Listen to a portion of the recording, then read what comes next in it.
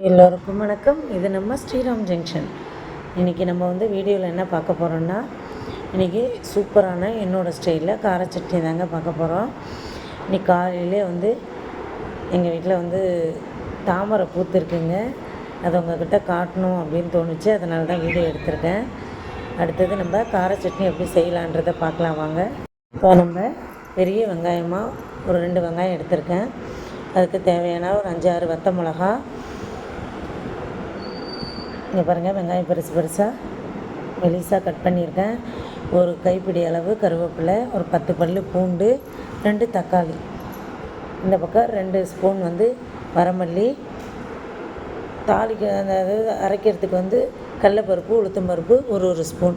இப்போ எல்லாத்தையும் நம்ம வாணலில் போட்டு ஒவ்வொன்றா நம்ம வறுத்து எடுத்துக்கலாம். காரம் வந்து அவங்கவுங்களுக்கு என்ன தேவையோ அந்த அளவு போட்டுக்கோங்க. இப்போ மல்லியும் சேர்த்தாச்சு.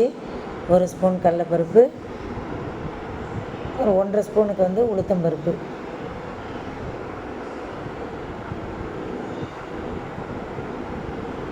எல்லாத்தையும் இப்போ லைட்டாக வறுத்துக்கிட்டு செவக்கட்டோன்னு மற்ற பொருள்லாம் ஒன்று சேர்த்துக்கலாம்.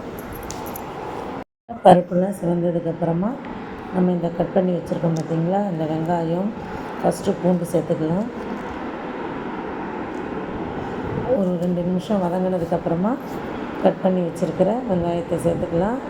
வெங்காயம் பூண்டு சேர்க்கும்போது தக்காளி வந்து சேர்த்துட வேண்டாம். தக்காளி வந்து தண்ணி விட்டுதுன்னா வெங்காயம் வந்து நல்லா அந்த பொன்னிறமாக வதங்காது, வெந்த மாதிரி ஆகிடும். அதனால் வெங்காயம் பூண்டை மட்டும் ஃபஸ்ட்டு நல்லா ஒரு 50% வர அளவுக்கு வதக்கிக்கலாம். இப்போ நம்ம இந்த வெங்காயம் வதங்கிறதுக்கு தேவையான அளவு உப்பு சேர்த்துக்கலாங்க.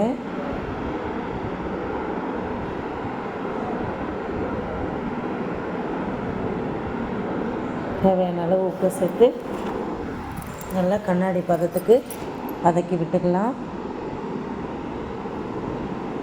இந்த கருவேப்பிலை, கடலைப்பருப்பு இதெல்லாம் சேரும்போது செம்ம டேஸ்ட்டாக இருக்குங்க சட்னி.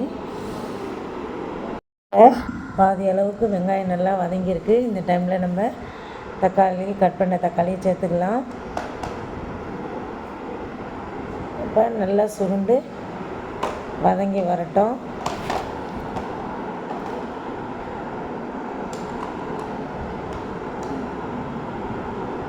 நான் ஃபஸ்ட்டு சொன்ன மாதிரி வெங்காயம் நல்லா வதங்கினதுக்கப்புறமா தக்காளி சேருங்க.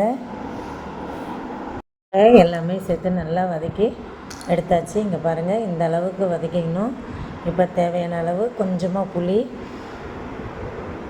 கொஞ்சமாக வெல்லம், ஒரு புளியங்கொட்டை சைஸுக்கு வெல்லம் இப்போ சேர்த்து நம்ம நல்லா அரைச்சிட்டு வந்துடலாம். எல்லாம் நல்லா ஆறி எடுத்ததுக்கப்புறமா ஒரு மிக்ஸி ஜாரில் போட்டு நல்லா அரைச்சிட்டு காட்டுறேன் பாருங்கள். இந்த பக்கம் வந்து தோசை ஊற்றி வச்சுருக்கேன். இப்போ இதை சிம்மில் வச்சுருக்கேன். அதுக்குள்ளே போய் நம்ம சட்னி அரைச்சிட்டு வந்துடலாம். கார சட்னியும் அரைச்சாச்சுங்க. அதுக்கு ஒரு சின்ன தாளிப்பும் கொடுத்தாச்சு. சூப்பராக வந்திருக்கு பாருங்கள். நீங்கள் இந்த மாதிரி ஒரு தடவை வீட்டில் செஞ்சு பாருங்கள். அந்த வரமல்லி, கருவேப்பிலை எல்லாம் சேரும்போது அந்த டேஸ்ட்டு செம்ம சூப்பராக இருக்கும். இந்த பக்கம் வந்து தோசையும் பையனுக்கு ரெடி பண்ணியாச்சு. அடுத்தது அவனுக்கு சாப்பிட கொடுத்துட வேண்டியது தான். பையன் தோசையை சாப்பிட்டுட்டு கையில் 2 தோசையும் எடுத்துகிட்டு போயிட்டான். அவனுக்கு தோசை இருந்தால் போதும், வேறு எதுவும் தேவையில்லை. கார சட்னி வச்சு எடுத்துகிட்டு போயிட்டாங்க.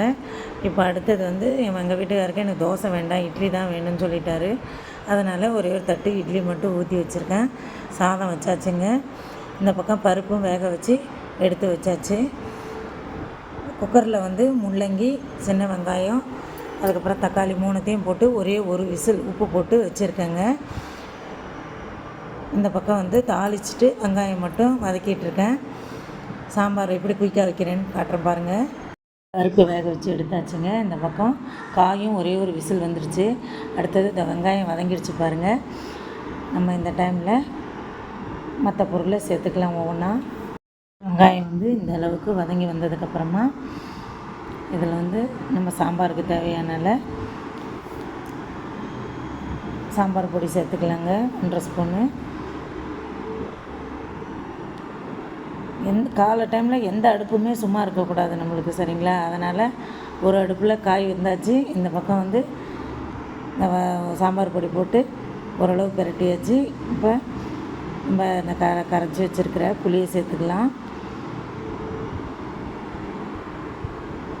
காலை டைம் இந்த மாதிரி மிஷின் லைஃபுக்கெல்லாம் நான் சொல்கிற மாதிரி செஞ்சு பாருங்கள், குயிக்காக வேலை முடிஞ்சிடும்.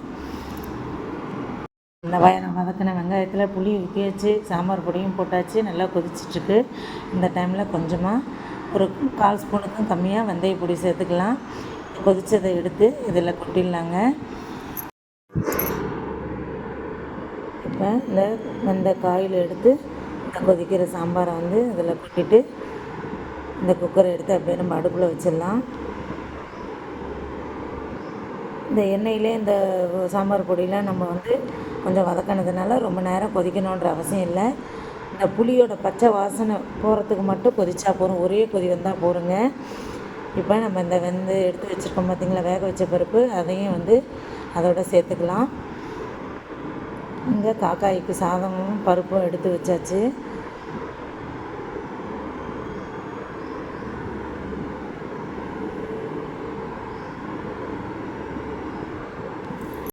பாருங்கள், சாம்பார் சூப்பராக கொதி வந்துருச்சு. ஒரே கொதி போடுங்க.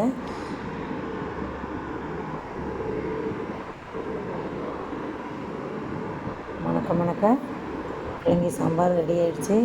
ஃபைனலாக நம்ம இந்த கொத்தமல்லியை போட்டு இறக்கி அப்படியே மூடி வச்சிடலாங்க.